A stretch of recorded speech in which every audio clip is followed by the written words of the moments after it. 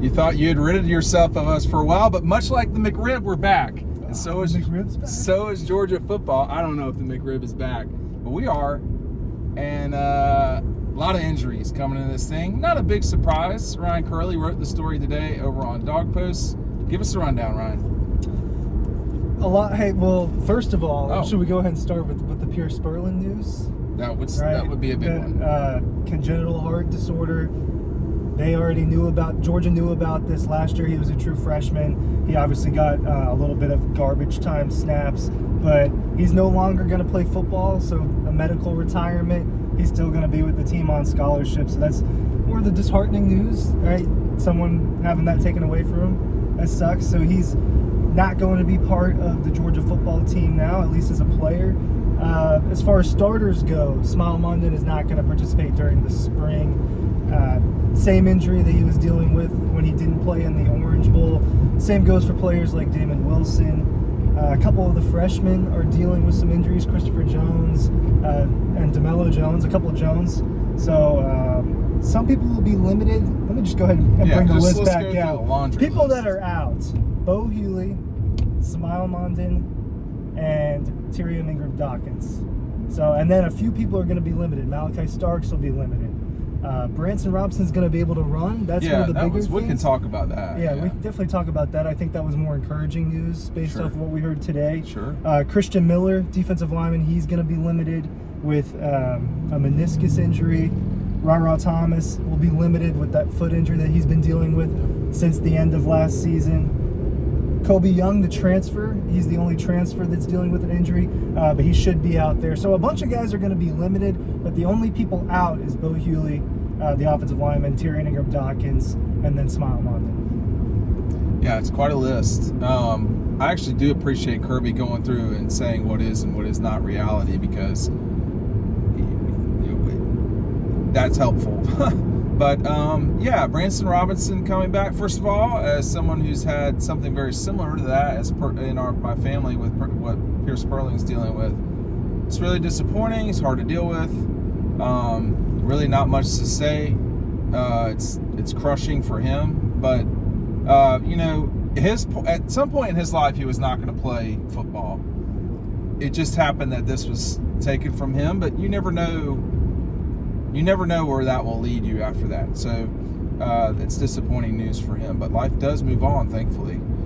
Branson Robinson, in theory, coming back by the end of this. I don't think Kirby put it the way I'm about to. Coming back at the end of the spring.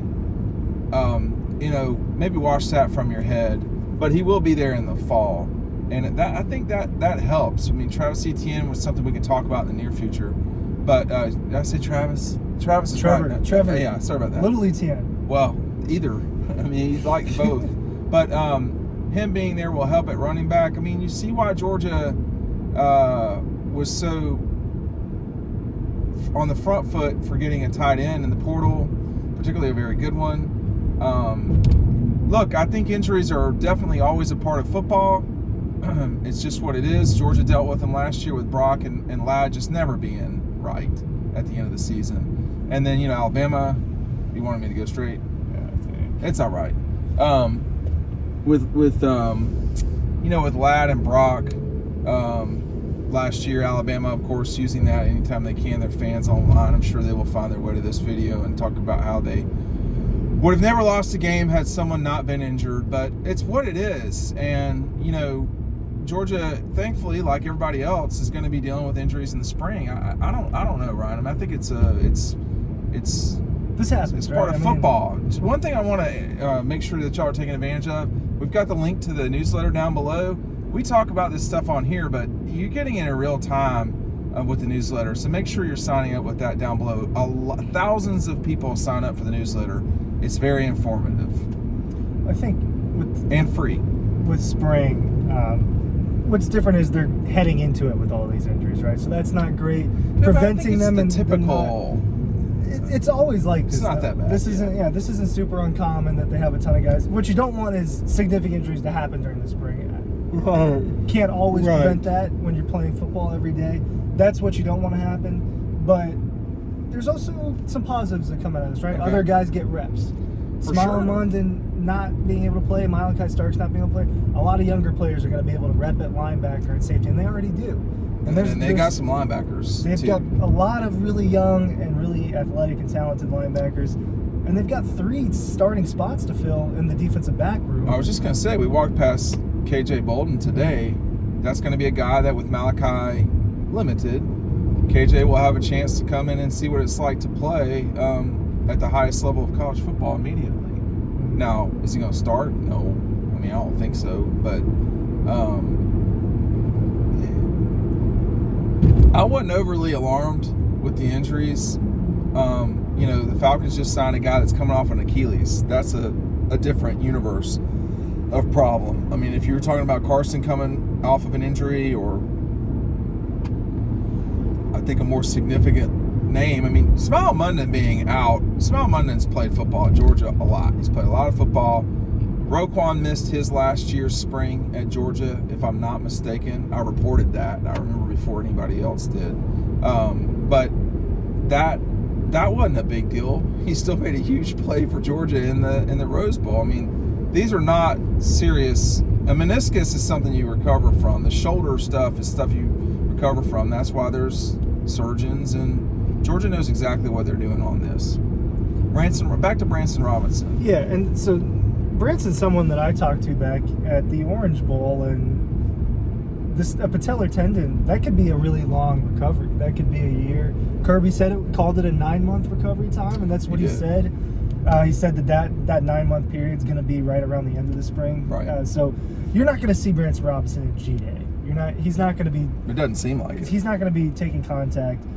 At the end of the day, you want him to be able to start weaving back in and be as healthy as early as possible. But that was they had a running back problem at the beginning of the year last year. For sure. With him being hurt for the whole year, and Dejan Edwards and Kendall Milton, your 2 starting backs, both being banged up to start the year, they had to go to Dylan Bell, right? Not a running back there playing running back. A couple of true freshmen, Cash Jones. Excuse me. And so, without having Branson Robinson during this spring, only having ETN, they're going to really figure out what their depth is at running back. Yeah. I mean, I like where they're at, man. I mean, I understand why they're going to be the betting favorite coming in this thing, why they're the number 1 coming in this thing. I've talked about this a lot just in my own videos. I mean, Ohio State's going to be a very serious, challenge. And I just missed my turn, almost. I think, I like where they're at, though, man. We got to talk to Carson today. We can talk about Carson in the near future, but injuries are a part of where you're at. There's no real wholesale problems. They had far more injuries that were significant at the end of 23. Amarius, Brock, Ladd, all these other guys we're talking about, Smile Munden. For all the discussion about who Florida State didn't have in that bowl game, Georgia was missing a pile of players too. Ladd McConkey come back and played, but Smile didn't go, Amarius Mims didn't go, Brock didn't go. Those are all potential first-round guys that didn't play in that game, and I don't think it made a difference in terms of would Georgia have won by 90. They won by 60. So, quit being so judgy, Ryan. I think they could have pulled off the 90 if they really, really wanted to anyway without them. But no, there's a ton of people are injured. When you look at the practice story, that list is probably going to be longer than you want it to be. Yeah. But this is not the end of the world. The season does not start until August, September. And one other thing, they're pretty deep. This is a pretty deep group. And we're only talking about injuries just because, I just think it's like a thing to check and get all out of the way. There's a lot to kind of talk about. That's whenever, you're going from one year to the next, you're usually transitioning about 30-ish guys. A team, coaches talk about this a lot, but if you just step back and take a look at the numbers, it really is true. One year's team is not at all like the next year's team. They just don't, even at Ohio State, where they've had a lot of guys returning, they also have new guys coming in that have played at other places. The Alabama DB that came there, he's a really good player. He will have to integrate himself in there. Quinshon Jenkins. I mean, And each individual variable changes things a little bit. We talked about ETN here. So every year is different, and I would have liked to have seen Tuesday's practice in person. We're going to get Thursdays. I get that from their perspective. It's the first practice, but I would not at all be overly concerned about the injuries that we know about. It's the injuries that have not yet occurred that may be problematic. Final thought? Yeah, well, I mean, it's not 100% in their control if a guy tears something or breaks something during spring practice, but this is going to be, as always, it's going to be a productive month for them figuring out their depth. They definitely have a lot of spots. A lot might be a stretch, but there are a few spots that they got to figure who the best guys are. Because I don't think that we know yet. Maybe they don't know yet, and that's what this spring is going to help them find out. There are some leading indicators. There are definitely some leading indicators, right? Like, you think Trevor Etienne's going to end up being a lead back. One or two. I mean, who would be with him? I mean, Branson? But he's not, It could be this is a big spring for Roderick Robinson. Andrew Paul. Right, because he's going to probably be acting as the second running back this spring, so it's a big deal for him. We don't know what the younger backs are going to be like either. Is Nate Frazier, is the hype around him, does that translate to day one? It could, especially at the running back position, but we don't know that. It took Zamir time, and Zamir was never the explosion that I saw in high school. That never happened in college. There was a reason for that, but any number of things can happen between, your last prep game and your first college game or your final college game. And, Kendall Milton, it took a long time to get there. But then, man, I tell you, I mean, he was dangerous at the end. He was serious. And that was, honestly, if you go back and watch Kendall Milton freshman and sophomore year, there's still a little bit more explosion than Kendall Milton at the end of his senior year. So sometimes it's never fun playing in this league. Sometimes you never get there and you never get to 100%. This league is not a lot of fun if you're a running back. I'll just tell you. I mean, Junkin's leaving. I think the Big Ten's as close to the SEC as you're going to get, but you might have made the right call there if you're him. If you're trying to preserve and keep some. What about all that Big Ten defense? Those front sevens? What are you talking about? I just don't. I don't know what I'm talking about. Plenty of times, but I do know about that. And there's a real big difference between, your lineup of. And you got to think about it for him. Last year he played Georgia, Bama, LSU, Texas A&M, Arkansas, whoever else. Who's that? Penn State. Well, in the Ole Miss game. played? Yeah, they just thumped Penn State's brains in. They didn't look so tough there. So, I would rather play Penn State where we're scoring 40 than having to play Georgia where we're scoring 17 or 14. 17. And you're having to really work for those and put your body through that. But anyway, we've got. He had all those points. That was all Judkins. Yeah, I think he didn't kick the field goal. If they did kick a field goal, I don't remember if they did. It might have been 41-14. What was the final score of that game? 52-17. Yeah, so someone else kicked the field goal, or he may have rolled out there and done it. I'm not sure. But, injuries piling up for the Dogs before spring, but piling up is probably the wrong way to put it, too. We're getting ready for spring ball. Thanks for watching.